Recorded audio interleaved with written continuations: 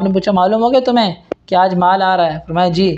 تو آپ پھر مسکرا دیے، مسکراہٹ، یعنی انسان کو حشاش بشاش بھی رہنا چاہیے، انسان کو لوگوں کے سامنے ہمیشہ سنجیدہ ہی نہ رہے، وہ ان کے سامنے مسکرائے بھی، بالخصوص ایک امیر، ایک حاکم، ایک سربراہ کو جو ہے وہ اپنی رعایا کے ساتھ مسکراہٹ والے انداز سے بھی ملنا چاہیے۔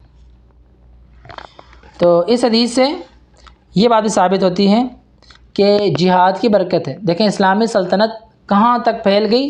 جہاد کی برکت کی وجہ سے۔ یہ بھی بات ثابت ہوتی ہے، دیکھو جہاد کی برکت کی وجہ سے آج یعنی مدینہ میں اتنا زیادہ مال آیا اور یہ صحابہ میں تقسیم ہو رہا ہے، یہ جہاد کی برکت ہے۔ اس حدیث سے یہ بات ثابت ہوتی ہے کہ انسان کو صدقہ و خیرات کرنے میں جلدی کرنی چاہیے۔ جیسے مال آیا، اللہ کے نبی صلی اللہ علیہ وسلم نے فوراً سارا تقسیم کر دیا، فوراً سارا تقسیم کر دیا۔ آپ صلی اللہ علیہ وسلم نے کچھ بھی بچا کر نہیں رکھا، کچھ بھی بچا کر نہیں رکھا۔ یہاں سے یہ بات ثابت ہوتی ہے کہ انسان کو سمجھانے کے لیے مثالیں استعمال کرنی چاہیے۔ جیسے اللہ کے نبی صلی اللہ علیہ وسلم نے پچھلی قوموں کی مثال دی، مثال دے کے سمجھایا، تو مثالیں دے کر اگر کوئی شخص مدرس ہے، کوئی مربی ہے، کوئی مزکی ہے، کوئی معلم ہے، کوئی ٹیچر ہے، تو وہ اپنے اسٹوڈنٹس کو، وہ اپنے چاہنے والوں کو مثالوں سے سمجھائے تاکہ انہیں زیادہ سمجھ میں آئے۔ اصل مقصد کیا ہے؟ سمجھ میں آ جائے بات۔ یہاں پر آپ صلی اللہ علیہ وسلم نے قسم اٹھائی ہے، فواللہ، اللہ کی قسم، اہم باتوں پہ قسم اٹھائی جا سکتی ہے، اہم باتوں پر قسم اٹھائی جا سکتی ہے۔ تو ہمیں یہ بات سمجھ میں آتی ہے کہ دنیا سے انسان کو بے رغبت ہونا چاہیے، اس میں رغبت نہیں کرنی چاہیے، آخرت کے حوالے سے رغبت کرنی چاہیے۔ ہر معاملے میں انسان آخرت کو مقدم کرے، ہر معاملے میں انسان آخرت کو مقدم کرے۔ اگرچہ اس حدیث سے یہ بات بھی ثابت ہوتی ہے کہ ہمیں دنیا کا حصہ بھی نہیں بھولنا چاہیے۔ جیسے یہ مال جو آپ صلی اللہ علیہ وسلم نے صحابہ میں تقسیم کیا ہے، یہ دنیا کا حصہ تھا۔ وَلَا تَنْسَ نَصِيبَكَ مِنَ الدُّنْيَا، قرآن بھی کہتا ہے اب دنیا کا حصہ مت بھولو، دنیا کا جو حصہ ہے، اس لیے ربنا آتنا فی الدنیا حسنہ وفی الآخرۃ حسنہ وقنا عذاب النار، یہ دنیا کا حصہ ہے۔ دنیا آپ صلی اللہ علیہ وسلم نے یہ کثرت سے دعائیں مانگی ہیں، بالخصوص اللہ کے نبی صلی اللہ علیہ وسلم رکن یمانی سے لے کر مقام حجر اسود تک جب آپ طواف کرتے تو آپ صلی اللہ علیہ وسلم اس دوران یہی دعا پڑھتے تھے، ربنا آتنا فی الدنیا حسنہ وفی الآخرۃ حسنہ وقنا عذاب النار۔ دنیا میں بھی اللہ ہمیں بھلائیاں عطا فرما، آخرت میں بھی اللہ ہمیں بھلائیاں عطا فرما، اور اللہ ہمیں جہنم کے عذاب سے بچا لے، جہنم کے عذاب سے بچا لے۔ تو اس حدیث سے یہ چند باتیں ہم نے جو آپ کے سامنے پیش کی ہیں، اس کے علاوہ اور بھی بہت سی باتیں سمجھ میں آ سکتی ہیں۔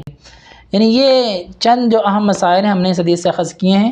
اس کا مطلب یہ ہے کہ اگر آپ نے اس موضوع پہ، ان مسائل میں سے کسی ایک موضوع پر بھی بات کرنی تو آپ یہ جو واقعہ ہے یہ نقل کر سکتے ہیں، یہ جو حدیث ہے آپ یہ پیش کر سکتے ہیں۔ جی اب چلتے ہیں امام بخاری رحمہ اللہ کی فقاہت کی طرف۔ یہاں غور کریں کہ باب القسمت و تعلیق القنو فی المسجد، تقسیم کا بیان اور مسجد میں کھجور کا خوشہ لٹکانا۔ پہلے کہا کہ مسجد میں کسی چیز کی تقسیم کی جا سکتی ہے، اور ساتھ کہتے ہیں کہ مسجد میں کھجور کا خوشہ بھی لٹکایا جا سکتا ہے یا نہیں۔ دیکھیں یہ آپس میں تعلق کیا ہے اس کا؟ حدیث میں چلو تقسیم کا تو ذکر آ چکا ہے کہ جس طرح مال تقسیم ہوا ہے، لیکن خوشہ لٹکانے کا ذکر نہیں ہوا۔ ایک تو یہ اشارہ ہے اس روایت کی طرف جسے امام نسائی رحمہ اللہ نے ذکر کیا ہے، اور دوسرا امام ثابت رحمہ اللہ نے الدلائل کے اندر جو ہے اس بات کا ذکر کیا ہے کہ اللہ کے نبی صلی اللہ علیہ وسلم نے امر من کل حائط بقنو یعلق فی المسجد، اس بات کا ذکر کیا کہ ہر جو باغ والا ہے وہ مسجد کے اندر یعنی للمساکین، مسکینوں کے لیے مسجد کے اندر کھجور کا خوشہ لٹکا دے، مسجد میں آئیں اور وہ کھجور وغیرہ کھائیں۔ تو اسی سے ہی یہ بات ثابت ہوتی ہے جو امام بخاری رحمہ اللہ اشارہ کر رہے ہیں، تقسیم کے ساتھ یعنی انہوں نے کھجور کا خوشے کا اس لیے ذکر کیا کہ دوسری روایات میں اس بات کا ثبوت ملتا ہے۔ تو جیسے مسجد میں تقسیم جائز ہے تو وہ تقسیم کیا ہے؟ لوگوں کا خیال رکھا جا رہا ہے نا، ایسے ہی لوگوں کا خیال جہاں پہ آپ درہم و دینار کے حوالے سے کر رہے ہو، ویسے کھانے پینے کے حوالے سے بھی خیال کیا جائے۔ تو یہ امام بخاری رحمہ اللہ یہ بات سمجھانا چاہتے ہیں۔ تو روزمرہ زندگی میں اس حدیث پر ہم عمل کیسے کریں گے؟ اتنے سارے مسائل جو ہم نے آپ کے سامنے بیان کیے ہیں، آپ نے امید اس کو لکھ لیا ہوگا، اس کے بعد آپ اس پہ غور و فکر کریں، سمجھیں، اور دیکھیں کہ کتنی ساری چیزیں اس میں موجود ہیں. جیسے مثال دیتا ہوں میں آپ کو، دنیا سے بے رغبتی کی ہم نے اس حدیث میں جو ہے اس حدیث میں مسئلہ سمجھایا. تو ہم دیکھیں میں کتنا دنیا میں بے رغبت ہوں یا میں کتنا رغبت کر رہا ہوں، تو میں آج اس بے رغبتی کو اپناؤں گا دنیا میں. اسی طرح اگر میں نماز کو اہم نہیں سمجھ رہا تو میں نماز کی طرف توجہ کروں گا.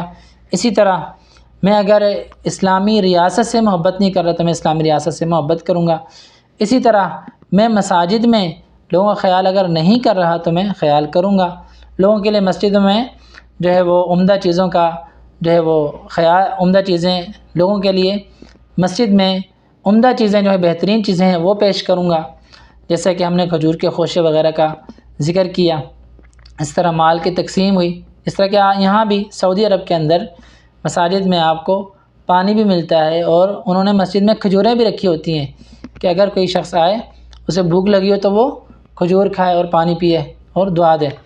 اس طرح جو جتنے بھی سارے ہم نے یہ چیزیں ذکر کی ہیں آپ اس پہ غور و فکر کریں اور اس پہ انشاءاللہ عمل کرنے کی کوشش کریں. اللہ تعالی ہم سب کو دنیا و آخرت میں بھلائیاں عطا فرمائے. اللہ تعالی ہم سب کو دنیا و آخرت کی ساری بھلائیاں عطا فرمائے. اقول قولی ھذا استغفر اللہ لی و لکم و لسائر المسلمین وآخر دعوانا الحمد للہ رب العالمین.